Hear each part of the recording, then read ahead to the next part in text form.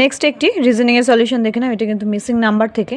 এখানে কি বলেছে 18:9 12:12 কত, অর্থাৎ এই কোয়েশ্চেন মার্কের যে সংখ্যাটি সেটি বার করতে হবে। তাহলে আমাদের এটা একটা রিলেশনে সম্পর্কিত, তাহলে এটা এই 12-র সাথে এই সংখ্যাটির রিলেশন সেটা বার করতে হবে। তো আমরা যদি দেখি 18:9 আছে, যদি আমরা 18কে 2 দিয়ে ভাগ করি তাহলে কিন্তু 9 চলে আসছে। ঠিক সেরকম যদি আমরা 12কে 2 দিয়ে ভাগ করে দেবো 6 আসছে, কিন্তু দেখো যে 6 এখানে অ্যান্সারে কোথাও নেই, তার মানে এই ট্রিক্সটা কিন্তু সম্পূর্ণ ভুল।